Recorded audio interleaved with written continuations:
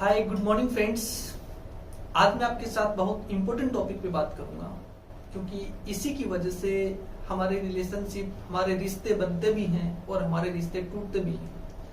और literally I am speaking, मैंने इसी की वजह से बहुत सारी दोस्तियों को टूटते हुए देखा है, भाईचारे को टूटते हुए देखा है और खानदानों को टूटते हुए देखा है। मैं बात कर रहा हूँ हमारी जबान की वजह से और हमारे कम्युनिकेशन स्किल की वजह से। जैसे ही कम्युनिकेशन स्किल हमारे जहन में आता है तो हम सोचते हैं कि कम्युनिकेशन का मतलब किसी को कन्विंस कर देना या किसी को इन्फॉर्म कर देना या अच्छी इंग्लिश का यूज करना या किसी को अपनी बातों का कायल कर लेना। तो फ्रेंड्स, ये ही कम्युनिकेशन नहीं है। जब हम कम्युनिकेशन स्किल्स के लिटरेचर में झांकते हैं तो वहां हमें पता लगता है कुछ की पॉइंट्स जो मैं चाहता हूं कि आज आप लोगों के साथ उनको शेयर करूं। कम्युनिकेशन का मतलब दूसरे को अपनी बात बताना या समझाना नहीं है, बल्कि दूसरे की बात को समझना है। क्योंकि जब हम किसी से बातचीत करते हैं या कम्युनिकेट करते हैं और उसको समझने की पोजीशन में होते हैं तो हमारा उस इंसान के साथ एक कम्युनिकेशन का सिग्नल बिल्ड होता है। इसीलिए जब दो इंसान एक दूसरे से बात कर रहे हैं तो कम्युनिकेशन का मतलब यह है कि वो एक दूसरे की बातों को समझें। अगर वो एक दूसरे की बातों को समझ नहीं रहे, सिर्फ वो अपनी बातों को बता रहे हैं या समझा रहे हैं, तो फ्रेंड्स ये कम्युनिकेशन नहीं है, बल्कि एक कन्वर्सेशन है या एक आर्ग्यूमेंट वो हो सकता है। इसलिए एक अच्छा कम्युनिकेटर बनने के लिए उसका आउटकम ये है कि हम पहले सामने वाले की बात को समझें और फिर इसका दूसरा एस्पेक्ट ये है कि फिर हम उसको अपनी बात समझाएं। इसलिए कहा जाता है कि एक अच्छा कम्युनिकेटर कभी बात को स्टार्ट नहीं करता है, बल्कि वो बात को फिनिश करता है। दूसरा इंपॉर्टेंट पॉइंट ये है कि अगर हम एक अच्छा कम्युनिकेटर बनना चाहते हैं तो हमें बोलने से ज्यादा सुनने की स्किल आनी चाहिए। अब सुनने का मतलब चुप होना नहीं है, बल्कि अंदर से साइलेंट होना जरूरी है। बहुत बार क्या होता है कि हम सामने वाले की बातों को सुन नहीं रहे होते हैं, बल्कि चुप हैं, हमारा मुंह बंद है, लेकिन अंदर ही अंदर हम दलीलें बना रहे होते हैं कि कब ये सामने वाला इंसान चुप हो और मैं अपनी बात को रखूं। I mean कि सिर्फ हम अपने टर्न का वेट कर रहे होते हैं। इसलिए जो इंसान चुप है इसका मतलब ये नहीं है कि वो सुन रहा है, हो सकता है उसके अंदर बहुत सारा शोर हो रहा होता है। इसलिए सुनने का मतलब होता है कि हम अंदर से चुप हों और एक्टिव होके सुने। तीसरा इंपॉर्टेंट पॉइंट ये है फ्रेंड्स कि हम जब किसी से बातचीत करें या उससे कम्युनिकेट करें तो हम एक कोई जजमेंटल होके ना बैठे। जजमेंटल होने का क्या मतलब होता है कि हम पहले से ही फैसला करके ना बैठे कि वो इंसान तो ऐसा है।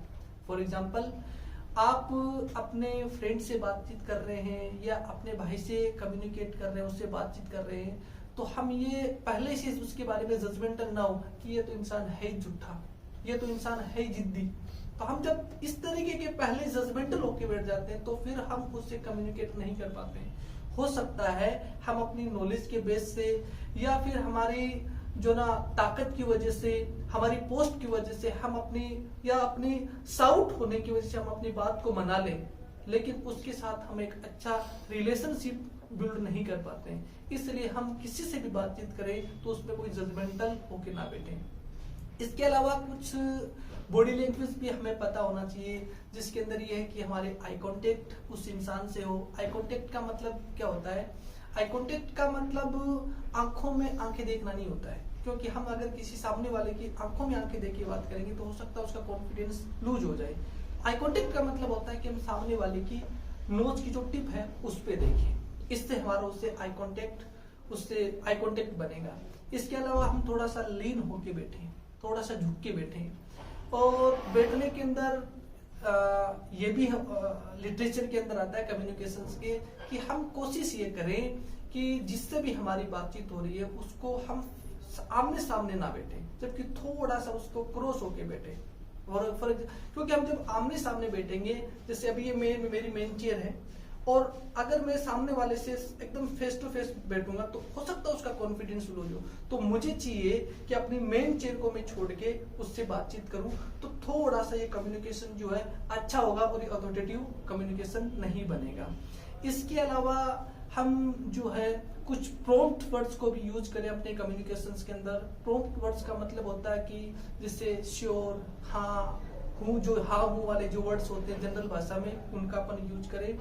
इसके अलावा और भी बहुत इंपॉर्टेंट है, जैसे फॉर एग्जांपल आप किसी से बातचीत कर रहे हैं, कम्युनिकेशन कर रहे हैं, उसकी बात आपको समझ में नहीं आ रही है, या उसकी बातें आपको शॉकिंग लग रही है, या उसकी बातें आपको, उनकी बातों पे आपको यकीन नहीं हो रहा। फॉर एग्जांपल आप किसी से बातचीत करें, उसकी बात आपको समझ में नहीं आई, तो हम इंग्लिश में टर्म यूज की जाती है जिसे बोलते हैं पैराफ्रेजिंग। तो पैराफ्रेजिंग का मतलब क्या होता है कि मैं आपको कोई बात बता रहा हूँ, वो आपको समझ में नहीं, तो आप वहीं से मेरी ही बातों में से निकाले, अच्छा तो आप वहां गए, फिर वहां ये हुआ, तो इन्हें इंग्लिश में बोलते हैं पैराफ्रेजिंग वर्ड्स। तो इनका भी अपन यूज करें। ये कुछ इंपॉर्टेंट पॉइंट्स थे फ्रेंड्स, जो मुझे लगा कि मुझे आप लोगों के साथ शेयर करना चाहिए। अगर हम अपनी बातचीत के अंदर इन्हें डालेंगे, एक बार मैं फिर से इनको रिपीट कर देता हूं कि एक अच्छा कम्युनिकेटर बनने के लिए अपनी बात को समझाने से ज्यादा हम दूसरे वाले की बात को समझें। दूसरा यह है कि हम एक बोलने से ज्यादा हम एक अच्छा सुनने वाला बने। और तीसरा यह है कि हम जजमेंटल ना हो, पहले से फैसला करके ना बैठे, फिर कुछ बॉडी लैंग्वेज का भी अपन यूज करें। हो सकता है अपन इनको अपनी लैंग्वेज में यूज करें, अपनी कम्युनिकेशन में यूज करें, तो हमारा कम्युनिकेशन थोड़ा इफेक्टिव बन सकता है। Thank you for listening me. Bye friends.